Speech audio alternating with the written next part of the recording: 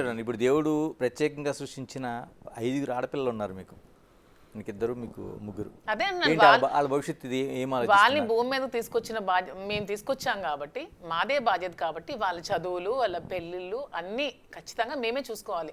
పిల్లల్ని కన్నం వరకే మన బాధ్యత. వాళ్ళ తలరాతలు మన కళ్ళనే, వారు ఏమవుతారో పెద్ద అయితే ఏం చేయగలరో మనం ఏం చెప్పలేం. కానీ వాళ్ళని పెంచడం వరకు, వాళ్ళు చదివించడం వరకు, వాళ్ళు పెళ్ళిళ్ళు చేయడం వరకు బాధ్యత ఖచ్చితంగా ప్రతి తల్లిదండ్రులకు ఉంటుంది. ఆ బాధ్యత మేము తీసుకుంటాం అంతే. దానికి మించి ఇంకేం చేస్తాం పిల్లలకి? వాళ్ళు చదివిస్తాం, ఎఫెక్ట్ కాకూడదు. మీకు ఇంకా ఒక బాధ్యత ఉన్నట్టు. ఇంకొక పాప పెళ్లి ఉంది, శ్రీనివాస్ గారు. ఆమె పెళ్లి ఫస్ట్ ఆమె మ్యారేజ్ చేస్తాం. ఆమె మ్యారేజ్ కోసమే డబ్బులు ఫస్ట్ సంపాదించిస్తాం. మా పిల్లలు ఇంకా చిన్న పిల్లలు ఇంకా ప్రెజెంట్ చదివిస్తాం. వాళ్ళ పిల్లలకి ఇంకా చాలా టైం ఉంది, వాళ్ళు మ్యారేజెస్ చేస్తాం అంతే. There is no secrecy and there is no jealousies and egos and cunning thoughts. ఎలాగంటే చట్టపరంగా ఒక అంగీకారం వచ్చిన తర్వాత, మీకు లైన్ క్లియర్ అయిన తర్వాత ఇద్దరు చట్టపరంగా వస్తుందా రాదా అన్నీ అనవసరం. చెప్తున్నాను కదా, మా ఇద్దరం మానసికంగా పెళ్లి అయిపోయింది, మా ఇద్దరం భార్యాభర్తలమే. దీన్ని ఎవ్వరు ట్రోల్ చేయాల్సిన అవసరం లేదు. లీగల్ గా జరగలేదు. మీకు పబ్లిక్ గా మీకు పెళ్లి కావాలంటే లీగల్ గా చేసి చూపిస్తాం అంటున్నాను. మేమైతే పెళ్లి చేసేసుకున్నాం, మాకు మా మనసాక్షులు మాకు కలిసిపోయి మేము మానసికంగా కలిసిపోయాం. మేము భార్యాభర్తలు మాత్రమే, మేము భార్యాభర్తలమే. మీ అందరికి మా భార్యాభర్తలుగా మీకు ఫోటో కావాలి, మీకు ఒక ఫ్రేమ్ కావాలి, ప్రతి ఇంట్లో మీరు చూసుకుంటారంటే ఖచ్చితంగా లీగల్ గా అయ్యాక మీకు చేసి చూపిస్తాం అని చెప్తున్నాను అంతే. వారసుల సంగతి ఏంటి? వారసుల సంగతి కూడా అంతేనండి, లీగల్ ప్రొసీడింగ్స్ అయ్యాక లీగల్ గా కంటాం అంతే. ఓకే, ఆ ప్లాన్ కూడా ఉంది. నవ్వుతున్నారు శ్రీనివాస్ గారు. అంటే ఇద్దరు మొత్తం శ్రీనివాస్ అంటే గ్రేట్ లెజెండరీ అండి. తన లెగసీ ఎలాగా కంటిన్యూ అవ్వాలంటే ఒక వారసుడు ఉండాల్సిందే, అతనితో ఆగిపోకూడదని. ఇంకో శ్రీనివాస్ ఉండాలని నా feeling, strong feeling. Right, thank you Srinivas గారు, థ్యాంక్ యూ మాధురి గారు. అంటే ఇప్పుడు ఇద్దరికి ఒకటే నేను కంక్లూజ్ ఇవ్వాలనుకుంటున్నాను, Duvvada Srinivas, Duvvada Madhuri. Right, all the best. అంటే సొసైటీ ఏ విధంగా మిమ్మల్ని తీసుకుంటుంది, ఏ విధంగా మీ లైఫ్ నడుస్తుంది అనేది. ఏమండి, సొసైటీ అయితే మమ్మల్ని తీసుకుందండి. ఈ పిల్ల సైనికులు ఉంటారు కదా కొంతమంది, జెండా కూలీలు, జెండాలు మోసే కూలీలు, పిల్ల సైనికులు, వాళ్ళేవో ట్రోల్ చేసి పెడుతున్నారు తప్పితే సొసైటీ పబ్లిక్ తీసుకుంది. ఎక్కడైనా ఒక చోట ఆగిపోద్దండి అంతే అంతే. వాళ్ళే ప్రజలు మాకు తీసుకున్న తర్వాత మాకు నమ్మకం ఏంటంటే, ప్రజలకి వాస్తవాలు చెబితే అది వాళ్ళు అది విన్న తర్వాత కావాలంటే అగ్రభాగాన్ని పెట్టగలరు, లేకపోతే నేల మీద తొక్కేయగలరు రథోపాతాలని. ఆ శక్తి ప్రజలకు ఉంది. అందుకే మేమేం ఆలోచించామంటే, మన వాస్తవాలన్నీ ప్రజలకు చెప్దాం, వాళ్ళు వింటారు, వాళ్లే నిర్ణయం తీసుకొని వాళ్లే మనల్ని కాపాడుతారు. పవన్ కళ్యాణ్ వ్యక్తిగత జీవితం కోసం, అసలు ఆ పెళ్ళిళ్ళ కోసం మీరు మాట్లాడిన తీరు, అంటే దాన్ని నేను ప్రస్తావించట్లేదు, కానీ ఏ మనిషి లైఫ్లో అయినా ఎప్పుడు ఏం జరుగుతుందో తెలియదని, ఇప్పుడు మీ లైఫ్లో జరిగింది ఇది అనుకోని ఒక ఘటన, ఏమనిపిస్తుంది దాంతో అప్పటితో పోల్చుకుంటే? మీకు ఆ రోజు చేసిన విమర్శలు, ఈ రోజు నిజ జీవితం. ఈ ఘటనకి కొన్ని నెలలు, సంవత్సరం ముందు నేను ఆ విమర్శ చేశాను.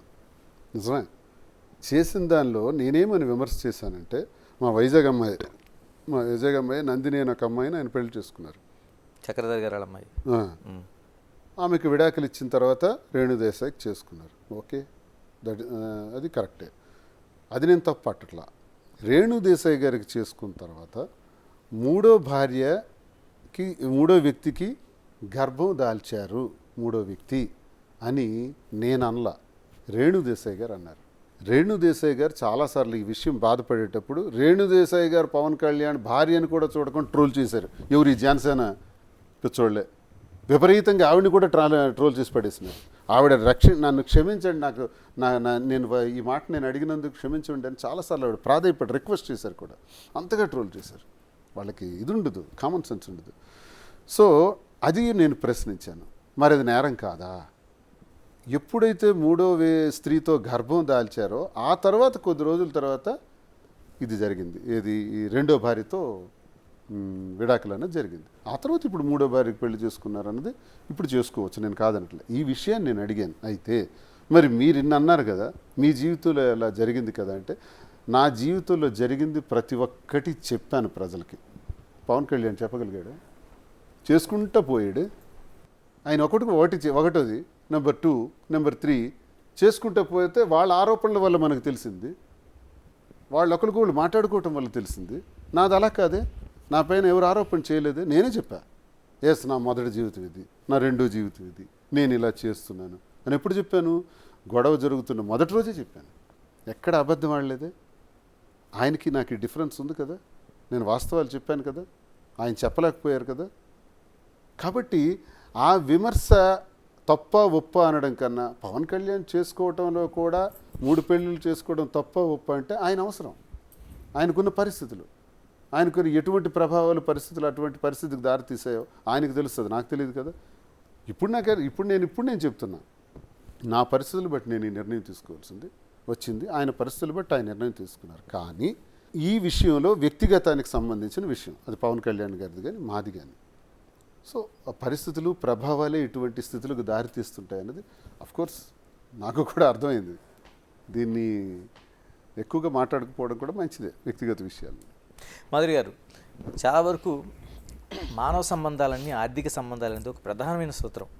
అంటే భార్య, భర్త, పిల్లలు, తండ్రి, తల్లి అన్నీ కూడా ఎక్కడో చోట ఒక పిన్ పాయింట్ దగ్గర ఆర్థిక సంబంధాల దగ్గర ఆగిపోతాయి. ఇప్పుడు నిజంగా మీ ఇద్దరి మధ్య ఉండే సంబంధం కూడా ఆ రోజు వాణి గారు పెట్టిన గొడవ ఇవన్నీ కూడా ఒక ఆర్థిక సంబంధం దగ్గర ముడిపడి ఆగిపోయింది. అంటే ఏంటి అసలు నిజంగా ఆర్థిక లావాదేవీ అంటే ఎక్కడ ముడిపడి ఉండిపోయింది? అంటే మీ పేరుతో ఆ రోజున రాశారని, లేకపోతే మీరు కొంత అప్పు ఇచ్చారని? ఆ హౌస్ అనేది మా ఇద్దరం కలిసి ఉండడానికి మేము కలిసి నిర్మించుకున్న హౌస్ అది. మీ ఇద్దరు కలిపి? మా ఇద్దరం కలిపి నిర్మించుకున్నాం. సో నా దగ్గర ఉన్న డబ్బులు నేను పెట్టాను, అతని దగ్గర ఉన్న డబ్బులు అతను పెట్టారు, ఇద్దరం కలిసి నిర్మించుకున్న హౌస్ అది. సో అది కూడా వచ్చి ఆక్యుపై చేసి తీసుకెళ్ళిపోతాము, అది కూడా వచ్చి తీసుకొని మమ్మల్ని రోడ్డు మీద పెట్టేస్తామంటే ఎవరు చూస్తూ ఊరుకోరు కదా. సో మీరు అన్నట్టు ప్రపంచం అంతా సంబంధాలను ఆర్థిక సంబంధం అవ్వచ్చు, కానీ మాధురి దువ్వాడ శ్రీనివాస్ది ఆర్థిక సంబంధం కాదు, అది మానసికమైన సంబంధం మాత్రమే. 100% ఆర్థిక సంబంధం మా ఇద్దరిది కాదు. వాణి గారు చెప్పినంత స్ట్రైట్గా మీరు ఎందుకు చెప్పలేకపోయారండి? మా ఇద్దరం కలిపి ఉండటం కోసం ఒక ఇల్లుని కట్టుకుంటున్నాం, మేము ఉండాలనుకుంటున్నాం అని అమ్మాయి ఎంత స్ట్రైట్గా చెప్పదలుచుకున్నప్పుడు ఎందుకు దువ్వాడ శ్రీనివాసు ఎందుకు చెప్పలేకపోయారు? అంటే తన ఇంటి దగ్గరికి రావటమే మొదటి రోజే పిల్లల్ని కలవటానికి, తండ్రిని కలవటానికి పిల్లలు వచ్చారు అని చెప్పింది. పిల్లలు కలవటానికి అలా రావటం ఏంటి? మీడియా ఎందుకు పిల్లలు కలవటానికి? కారాలు, నిచ్చెన్లు, రాడ్స్ ఇవన్నీ ఎందుకు? ఒక ప్లాంట్గా వచ్చింది. 2వ రోజు అలాగే వచ్చి డోర్లన్నీ విరగ్గొట్టి లోపల ఎంటర్ అవడానికి వచ్చారు. 3వ రోజు 4వ రోజు టెక్కల్లో నువ్వు ఉండకూడదు, ఇంకెక్కడికైనా పోవాలి, ఎమ్మెల్సీగా ఉండకూడదు, రాజీనామా చేయాలి, లేనిపోని మాటలంటూ ఆడిన అర్థం పర్థం లేని మాట్లాడారు. లాస్ట్గా ఆమె ఏం చెప్పారంటే ఇంటిలోకి నేను ఎలాగైనా వస్తాను అని చెప్పారు. అప్పుడు ఇంటి సందర్భం వచ్చింది, ఈ ఇల్లు నాకు కావాలి అన్నది. ఇల్లు నీకు కావాలి అనుకునేటప్పుడు ఇల్లు నాది కాదు ఇది అంటే. నేను ఇంకోటి చెప్పాను, ఎప్పటికైనా నా తరం తర్వాత నేను అయిపోయిన తర్వాత పిల్లలకు వస్తుంది, ఎక్కడికి వెళ్ళిపోతుంది. కానీ మీరు అది అంతవరకు ఆగలేదే, ఆగకుండా ఇల్లు కూడా నాకు ఇచ్చేయాలి అనేటప్పుడు ఆ ఇల్లు కట్టడంలో తన భాగస్వామ్యం కూడా ఉంది కాబట్టి నేను ఆ ఇల్లు ఎలా ఇవ్వాలి? అప్పు తీర్చేనే ఇవ్వాలి, ఆ అమ్మాయికి డబ్బులు మళ్ళీ నేను అందించి రిజిస్ట్రేషన్ చేయాలి. అలాంటి పరిస్థితుల్లో నేను రిజిస్ట్రేషన్ చేయలేను కాబట్టి ఉన్న ఆస్తులన్నీ చేసేస్తాను, ఇది ఒక్కటి మాత్రం నేను ఇవ్వలేను అని నేను చెప్పాను. వినలేదు, దానికోసమే గొడవ పెట్టారు. గొడవ పెట్టేటప్పుడు మరి ఇంకెందుకు, అప్పుడు డబ్బులు ఇచ్చే పరిస్థితి అదే లేదు కాబట్టి వెంటనే ట్రాన్స్ఫర్ చేసేసాను, మాధురి పేరున ట్రాన్స్ఫర్ చేశాను. ఇది జరిగిన కథ. ఇప్పుడు అది నేను ఇవ్వకపోతే ఆమె పేరున మరి ఆ డబ్బులైనా ఇవ్వాలి కదా, లేదా వాణి అయినా ఇచ్చే డబ్బులు తీసుకోవాలి. తను చెప్పారు నాకు 2 కోట్ల వరకు నేను ఇచ్చాను, శ్రీనివాస్ గారు తిరిగి ఇవ్వాలనే ఉద్దేశంతో నేను ఇవ్వలేదు, వాణి అయినా సరే నాకు ఆ డబ్బులు ఇచ్చి తీసుకోవచ్చు అని చెప్పారు. మరి ఎందుకు ఆ పని చేయలేదు ఆమె? మరి ఆ అప్పు ఎలా తీరుస్తాం ఆమెది? కాబట్టి ఇల్లు రాశాను. ఇలాగ జనాల నుంచి, పబ్లిక్ నుంచి, అంటే ఆ రోజున మొదట జరిగిన ఘటన దగ్గర నుంచి ఇప్పటివరకు చూసుకుంటే పబ్లిక్ యాక్సెప్టెన్సీ మీకు ఎలా ఉంది? అంటే ఆ రోజు నిజంగానే చాలా వరకు ఒక ఆశ్చర్యకరమైన విషయంగా చూశారు. అంటే శ్రీనివాస్ గారు ఏంటి, మాధురి గారు అనే ఒక ఆవిడతో సంబంధం ఏంటి అనేది ఒక పెద్ద చర్చ అన్నది. రాను ఏమనిపిస్తుంది మీకు? అంటే పెద్ద చర్చ నుంచి రాను జనాలు నిజాలు తెలుసుకోవడం స్టార్ట్ చేశారు. సో వాళ్ళు కూడా యాక్సెప్టెన్సీ ఉంది, మమ్మల్ని ఎక్కడికైనా చాలా ప్రేమతో ఆదరిస్తున్నారు. అసలు వాళ్ళ ఇంటి ఆడపిల్ల నన్ను చూసుకుంటున్నారు. నాకు కొన్ని దగ్గర నాకు కళ్ళు చెమర్చే సిచ్యువేషన్స్ కూడా నాకు ఎదురయ్యాయి. ఒకరోజు ఒక బ్యూటీ పార్లర్కి వెళ్తే ఫారెన్ నుంచి ఒక ఆవిడ వచ్చారు. అంటే ఆవిడ వైజాగ్ ఆవిడ, అక్కడ అడ్వకేట్ తను. నా కోసం ఒక 2 hours వెయిట్ చేసింది నన్ను కలవడానికి. వెయిట్ చేసి వాళ్ళ ఇంటికి తీసుకెళ్ళి నన్ను ఒక ఆడపిల్లలా ట్రీట్ చేసి పంపించి చీర బొట్టు అన్నీ పెట్టి పంపించడం జరిగింది. ప్రతి ఒక్కరు కూడా వాళ్ళ ఇంటి ఆడపిల్లలా నన్ను ఆదరిస్తున్నారు. అవన్నీ చూస్తే నాకు చాలా హ్యాపీగా అనిపిస్తుంది. వాటితో పోల్చుకుంటే ఈ ట్రోల్స్ అనేవి నాకు 0 అనిపిస్తుంది. వాళ్ళ ప్రేమ ముందు ఇలాంటివన్నీ నా బ్యాక్ సైడ్ ట్రోల్ చేసే వాళ్ళకి అవన్నీ ఒక 0 అనిపిస్తుంది నాకు. వీళ్ళ ప్రేమను చూస్తుంటే పబ్లిక్ యాక్సెప్టెన్స్ చాలా బాగుందండి. మా ఇద్దరిని చూస్తే వాళ్ళ కళలో ఒక యాంగ్జైటీ, ఎక్సైట్మెంట్, హ్యాపీనెస్ కనిపిస్తున్నాయి. ఎక్కడికి వెళ్ళా మమ్మల్ని కలవడానికి ఎక్కడెక్కడి నుంచి మా ఇంటికి వస్తున్నారు. ఓ మొన్న ఇక్కడ వైజాగ్ అరకు దగ్గర నుంచి వాళ్ళు ట్రైబల్స్, అసలు వాళ్ళకి ఏం తెలిసిందో కూడా తెలియదు. మమ్మల్ని కలవడానికి పాపం రూమ్ ఛార్జెస్ కూడా లేక బస్సులో అలా తిరిగి నైట్ అంతా బస్సులో ఇచ్చాపురం వరకు ట్రావెల్ చేసి మళ్ళీ బ్యాక్ వచ్చి మార్నింగ్ మా ఇంటి దగ్గర దిగి మమ్మల్ని కలిసి వెళ్ళడం జరిగింది. అవన్నీ చూస్తే మాకు చాలా హ్యాపీగా ఎంతగా ఉంటే మేము హైవేలో వెళ్తుంటే కార్ నెంబర్ చూసి వెనక నుంచి కార్ నెంబర్ చూసి ఓవర్టేక్ చేసి వచ్చి పరిగెడుతున్నారు మమ్మల్ని కలవడం. కార్ ఆపమంటున్నారు, ఫోటో తీసుకుంటా అంటున్నారు. కార్ నెంబర్ వాళ్ళకి ఎలా తెలుసు అంటే ఎంతగా ఇది వెళ్ళిందో చూడండి గ్రౌండ్ లెవెల్కి. నేను మీ ఇద్దరిని ఒకటే అడగదలుచుకున్నాను, ఎందుకంటే అంత సొసైటీలో అంత యాక్సెప్టెన్స్ ఎందుకు వచ్చింది అసలు? ఎందుకంటే మా వైపు నిజం ఉంది, నిజాయితీ ఉంది. సో అందుకనే వాళ్ళు అంటే accept మీ చేస్తారు. ఇద్దరి వైపు నిజం అనేది ఎప్పటికైనా గెలుస్తుంది అనే దానికి మేమే ఎగ్జాంపుల్. నిజం గెలిచింది కాబట్టి వాళ్ళందరూ మమ్మల్ని యాక్సెప్ట్ చేశారు, మమ్మల్ని అలా ప్రేమగా చూసుకుంటున్నారు. మాలో నిజాయితీ లేకపోతే అలా చేసి ఉండేవాళ్ళు కాదు. సో మాలో నిజాయితీ ఉంది కాబట్టి ప్రజలు కూడా మమ్మల్ని యాక్సెప్ట్ చేశారు, అంతే విధంగా ఆదరిస్తున్నారు. సో వాళ్ళందరికీ మేము టెక్కలి నియోజకవర్గం ప్రజలకు ఎప్పుడో ఎప్పుడో తెలుసు తెలుసు. మా ఈ నియోజకవర్గ రెండు రాష్ట్రాలకి ప్రజలందరికీ ఇప్పుడు తెలుస్తుంది. ఇది బయట మీకు తెలియటం లేట్ కానీ మా స్థానిక ప్రజలందరికీ తెలుసు. ఓకే, వాళ్ళు ఇది పట్టించుకోరు, ఇది మాకు ఎప్పుడో తెలిసిన గొడవే కదా అంటారు.